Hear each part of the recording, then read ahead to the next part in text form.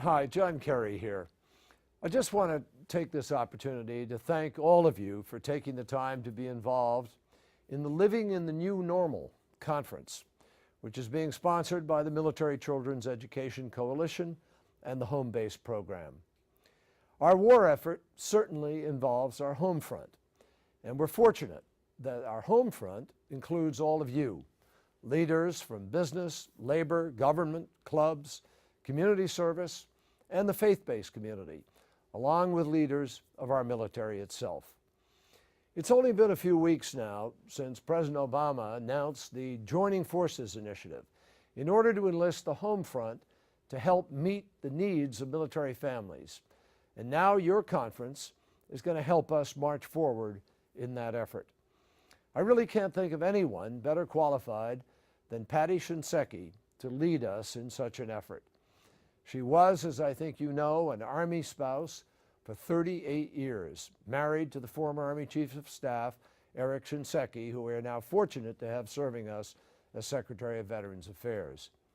And in all those years that she was engaged, she devoted herself to volunteer work in schools and all of the communities that she lived in. But especially she committed herself to military families through such groups as the Family Readiness, the American Red Cross, the Armed Services YMCA, and Army Emergency Relief. It's no wonder that she's continued her work since the General's retirement with the founding of the MCEC's Living in the New Normal program. I'm very proud that tonight and tomorrow we will get to show Patty the beginning of a new chapter in Massachusetts' long history of strengthening our military families, a story in which all of us, as neighbors, as community members, as friends, have a role in supporting the children of the terrific men and women who serve America. But there's always more that we can do. And frankly, there are also better ways to do it. I'm very confident that before you finish your discussions tomorrow, you're going to have achieved your objectives. That is to say, identifying, synchronizing, and expanding resources, big and small, to serve those who serve us, whether it's childcare, special counseling and tutoring, help for military families facing foreclosure, or the kind of clinical services provided by the Home Base program, which is helping to convene this conference. Massachusetts military families are indeed fortunate to have such an extraordinary, dedicated, talented, and creative group of civilian and military advocates gathered here together at one time on behalf of military families. Together, we're going to make sure the children of the men and women who are defending our country are going to thrive through this new normal of lengthy military conflict. As most of you know, only 1% of Americans serve in the military. But when one family member chooses to serve, the entire family serves. More than 13,000 children in Massachusetts know that particular fact all too well, because right now they have a parent who is serving in the United States military, including the Massachusetts National Guard.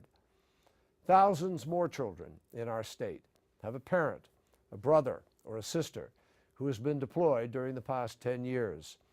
In all, more than 2 million children have been affected by deployments, separations, death, injury, or illness of a parent or sibling who has served in Iraq or Afghanistan.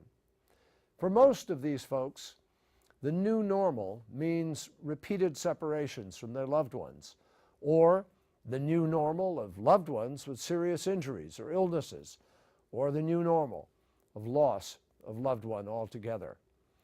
These children, they also serve our country. They are courageous, and they know what sacrifice is as surely as their parents and siblings in uniform. We are going to stand with them as surely as we stand with their loved ones. Teresa and I are deeply honored to be part of the Honorary Steering Committee for this effort. We want to thank the entire steering committee, the Military Child Education Coalition, our good friends at the Home Base program, which is such a wonderful partnership of the Red Sox Foundation and Massachusetts General Hospital, We want to thank all of them and everyone gathered here tonight for your service. Some people believe that the military alone should be responsible for the well-being of military families. Well, it's true that one of the things our military always does strive to do, as the saying goes, is to take care of its own. But the men and women on the front lines are also our own. And their families, their children on the home front are also our own. So I want to thank everyone who has answered the call to duty. I thank you for sharing our community responsibility to support the families among us who are serving and sacrificing so much for our country. Because really, in war, there's only one front and only one battle, and it involves every single one of us, or at least it ought to, every man, every woman, every child, and it should involve us in action for all of those families, those troops, and ultimately in victory. Thank you.